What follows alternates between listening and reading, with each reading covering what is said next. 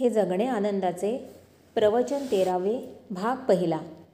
व्यर्थ भारंभार श्रम पाठांतरी जोवरी अंतरी भाव नाही. घोडे काय थोडे वाहतसे ओझे तैसे केले तुझे पाठांतर. गेली ती थोर पाहिजे अहंता उपदेश देता सुख वाटे. तुका म्हणे होसी भावेची तू मुक्त करीशी ते युक्त व्यथाभ्रम. काल तुमच्यासमोर जे मुद्दे मांडले होते म्हणजे इन्फॉर्मेशन, रिफॉर्मेशन, ट्रान्सफॉर्मेशन, माहिती गोळा करणं हा जीवनाचा एक भाग होऊ शकतो. पुस्तक खरेदी करणं, पुस्तक वाचणं, वर्तमानपत्र वाचणं, अशा शिबिरांना जाणं, प्रवचनं ऐकणं, माहिती गोळा करणं. आत्ताच्या IT युगामध्ये तमाम माहिती गोळा करायची. प्रवासाला कुठेतरी जायचं आहे तर कुठे ठिकाण आहे, कसं जाता येतं, किती अंतर आहे, किती पैसे पडतात, केव्हा जाता येतं, ही सगळी माहिती गोळा करायची.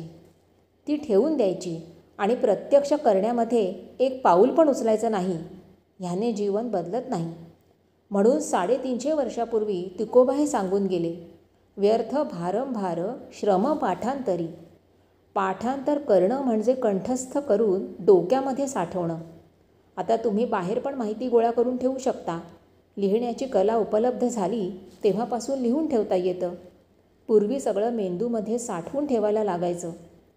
तर असं जे पाठांतर केलेलं आहे ते सगळं व्यर्थ आहे. व्यर्थ आहे एवढंच नव्हे तर तो भार आहे. डोक्यावरती त्याचा प्रचंड भार होतो. जोवरी अंतरी, जोपर्यंत तुमच्या आतमध्ये म्हणजे मेंदूमध्ये आणि शरीरामध्ये, सगळ्या अवयवांमध्ये, मज्जासंस्थेमध्ये, अंतर्ग्रंथीमध्ये, पेशींमध्ये जोपर्यंत भाव नाही, वर्तमान क्षणामध्ये जगण्याची तयारी नाही, जे कळलं ते आचरणामध्ये उतरवण्यासाठी हृदयामध्ये जोपर्यंत भाव नाही, तोपर्यंत हे सगळं व्यर्थ आहे. घोडे काय थोडे. समजा घोड्यावरती, खेचरावरती असंख्य विविध वेदग्रंथ रचले आणि घोडा वाहून नेतोय. त्या पाठीवरच्या ग्रंथामुळे घोड्याच्या जीवनात काही फरक पडणार आहे का? तसं डोक्यामध्ये नुसतं गृहीत आणि संग्रहित करून ठेवायचं. याने जीवन कसं सुधारणार? तैसे केले तुझे पाठांतर. गेली ती थोर पाहिजे अहंता. हा मी नावाचा जो आतमध्ये मोठा अडसर उभा आहे तो नाहीसा झाला पाहिजे. उपदेश देता सुख वाटे. पण हे केवळ दुसऱ्यांना सांगायची, उपदेश करायची लोकांना खूप उत्सुकता असते. त्यामध्ये सुख वाटतं. विपश्यनाचार्य गोयंकाजी यांची एक गोष्ट सांगितली, ती आठवा. आपल्या साधकांना घेऊन जात आहेत. उपदेश द्यायला खूप बरा वाटतो.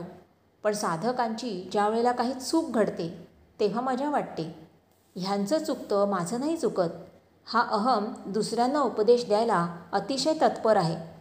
उपदेश देण्यात सुख वाटतं, पण आचरणात आणण्याची स्वतः वेळ येते तेव्हा फार कष्ट पडतात. ते कष्ट सोसण्याची तयारी म्हणजे साधना आहे. योग साधना असो, विपश्यना साधना असो. तुका म्हणे होसी भावेची तू मुक्त. वर्तमान क्षणामध्ये जगण्याची तयारी झाली की तू मुक्त होशील. करीसी ते युक्त व्यथाश्रम. आणि असं झालं की आज तुझ्या ज्या व्यथा आहेत, जे कष्ट आहेत, जे त्रासदायक वाटतात, दुःखद वाटतात, तेच युक्त वाटायला लागतील. म्हणजे त्या व्यथातूनही, श्रमातूनही तुला आनंदच मिळेल. नाहीतर कळणं आणि ते आचरणात आणणं फार कठीण होतं. जीवनाचा हेतू. जीवनात मुख्य हेतू काय आहे? कशासाठी आपण जगतो आहोत? जीवनात तुम्हाला नक्की काय मिळवायचं आहे? हे प्रश्न तुम्ही फक्त सज्ञान झालेल्या 17-18 वर्षाच्या पुढच्या माणसाला विचारू शकता. त्याच्या आधीच्यांना किंवा मनुष्यतर सृष्टीमध्ये कोणालाही हा प्रश्न तुम्ही विचारू शकत नाही. तिथे तो असंगत किंवा इररिलेव्हंट असा प्रश्न होतो. कारण त्यांच्या मनामध्ये हा प्रश्नच उभा राहत नाही. परंतु ज्यांना सज्ञान म्हणतो अशा माणसांना कायम हा प्रश्न सतावत आहे. कालच एक साधक माझ्याकडे आले. म्हणाले, मला वाटतं काय करायचे आता जगून?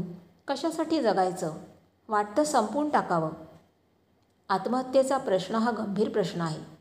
जीवन व्यर्थ आहे, जगण्यात काहीही अर्थ नाही, कशासाठी जगायचं असा प्रश्न केव्हा तरी प्रत्येकाच्या डोक्यामध्ये डोकावून जातो आणि आत्महत्येचा प्रयत्न करावा असं खूप लोकांच्या मनामध्ये येतं.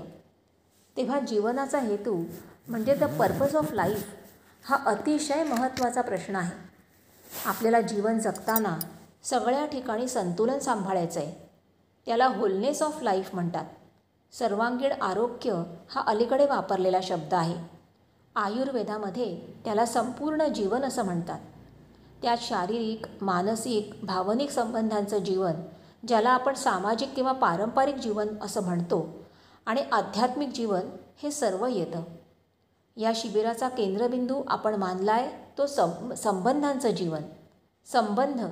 संबंध जिथे आपण आपल्याला बांधून घेतलेला आहे आणि ज्याच्याशी बांधून घेतलेला आहे तो एक जीवनाचा हेतू असतो. कमिटमेंट. अलीकडे समाजामध्ये एक शब्द आहे, बांधिलकी. सामाजिक बांधिलकी म्हणजे समाजापासून आपण कुणी वेगळे असे नाहीच आहोत. समाजाचे ऋण फेडणे, समाजाचं देणं देणे, यासाठी मनुष्य थोड्याफार प्रमाणात का होईना जगतो. कमिटमेंट टू लाईफ ही एक बांधिलकी, ही या दृष्टिकोनातून सर्वांगीण आरोग्याच्या दृष्टीने केंद्रबिंदू मानला जातो. मी तुम्हाला प्रश्न विचारला की जीवनाचा हेतू काय असतो. जीवनाचे 2 मुख्य हेतू आहेत. एक हेतू आहे की जो सगळ्यांच्या दृष्टीने महत्त्वाचा आहे. प्रत्येक माणसाच्या दृष्टीने महत्त्वाचा आहे आणि प्रत्येकालाच तो करायला पाहिजे. तो हेतू आहे निर्हेतुक असं जीवन जगता येणं. हेतूशिवाय जीवन जगता येणं. अशी लहान मुलं जगतात. लहान मुलांना हेतू माहिती नसतो. ज्या वेळेला जे करतात ते करण्यामध्येच दंग होऊन जातात. एखाद्या लहान मुलाला तुम्ही विचारा, तू का रे खेळतोस, का नाचतोस, का उड्या मारतोस, तो तुमच्याकडे बघायला लागेल. म्हणेल, का उड्या मारतो म्हणजे याला काही कारण नसतं, मला उड्या मारायला आवडतं, तुम्ही पण या माझ्याबरोबर उड्या मारायला. आपण मोठे झालो, या अर्थाने मोठे झालो की उड्या मारणं म्हणजे दगदग. काय मिळणार आहे उड्या मारून, ततः किम, कशासाठी उड्या मारायच्या. मग तुम्हाला समजवावं लागतं, उड्या मारा म्हणजे तुमच्या कॅलरीज जळतील, तुमचं वजन उतरेल. असं सांगितलं की हेतू मिळाला. त्याशिवाय आपण व्यायाम काय नाही करणार, त्याशिवाय उड्या नाही मारणार, डोंगर नाही चढणार.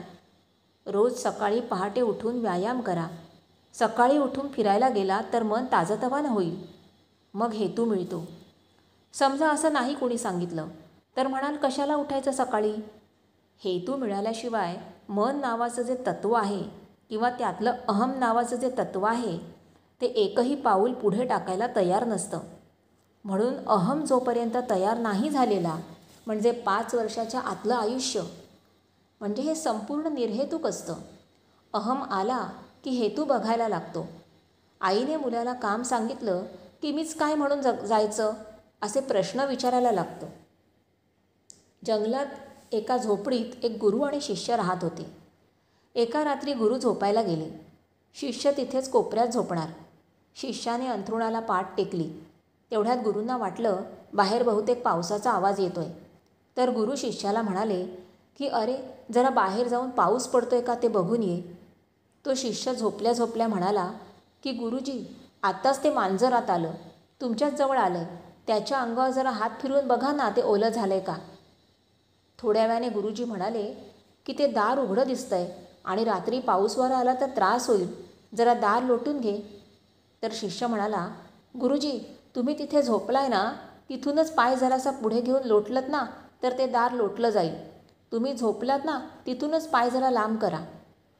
गुरुजींनी तसं केलं आणि ते शिष्याला म्हणाले की तो दिवा जरा फुंकून टाक. शिष्य म्हणाला, गुरुजी, 2 कामं मी केली, आता 3रं काम तुम्ही करा ना. तेव्हा कामं जरी सांगितली ना तरी त्यामध्ये हेतूचा प्रश्न निर्माण होतो. कशासाठी. सर्वसाधारणत नोकरी व्यवसाय करणाऱ्या माणसांचा हेतू असतो की नोकरी धंदा करून पैसे मिळवावे. पैसा मिळवणं हा एक प्रचंड हेतू होऊ शकतो. त्यांना जर असं विचारलं की पैसा कशासाठी मिळवताय, ते म्हणतील, हा काय प्रश्न झाला. अहो, पैसा कशासाठी काय, जगण्यासाठी मिळवायचा. पण पैशाने तुम्हाला काय मिळवायचं आहे. तर त्याच्यामध्ये सुखसुविधांची यादी तयार होते. पैशाने काय खरेदता येतं हे जर तुम्ही त्यांना समजावत असाल तर ते ऐकायलासुद्धा तयार नसतात. पैशाने काय काय मिळवता येतं? पैशाने अन्न मिळवता येतं, भूक नाही. पैशाने उत्तम बिछाना घेता येतो, झोप नव्हे. पैशाने औषध खरेदी करता येतं, आरोग्य नव्हे. अशी मोठी यादी आहे. छान वाटतं ना असं ऐकायला? पैशांनी न कमावता येण्यासारखं, न मिळवता येण्यासारखं असं पण काहीतरी आहे. हा देह आपण जो घेतलेला आहे तो किती पैशाला विकत घेतला आहे?